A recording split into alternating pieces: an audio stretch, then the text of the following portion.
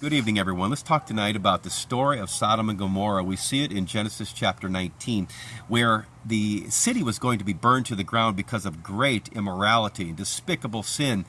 But God had warned them. Clearly, He doesn't do anything arbitrarily. So He had warned them, and obviously, they had rejected Him over and over. So what does God say? It's going to be burned. And the people who stay there are going to be burned with it. But He was going to spare one family. He gave them a warning, and that was Lot, his wife, and their 2 children. He even sent angels to get them out of the city.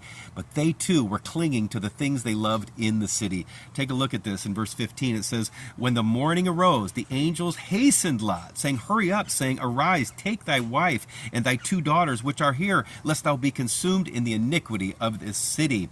And it says, "But they lingered." It says, while he lingered, the angels had to grab a hold of the hands of the wife and the children and Lot and say, "It's time to go, guys. You've got to go now. You're going to be burned."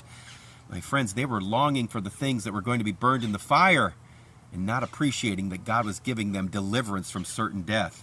But Lot had set the pace for disaster in his family. They were not even to look back at the things that were being burned, but by the time we get to verse 26, it says, "But his wife looked back," Lot's wife, "from behind him, and she became a pillar of salt," vaporized, because of the fact she appreciated the things that were being burned up in the fire and looking back longingly rather than appreciating God's providence of deliverance.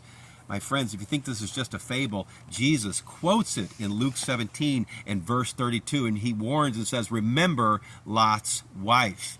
Looking back rather than appreciating the things that God has done for you. My friends, we do this all the time, and we can see it in the world today. So many people that I study with on a daily basis, they want to go back to the old things and look back to the old covenant and the old rites and rituals and ceremonies. You can see very clearly that they want to hold on to those things like Sodom and Gomorrah, those things that are dead.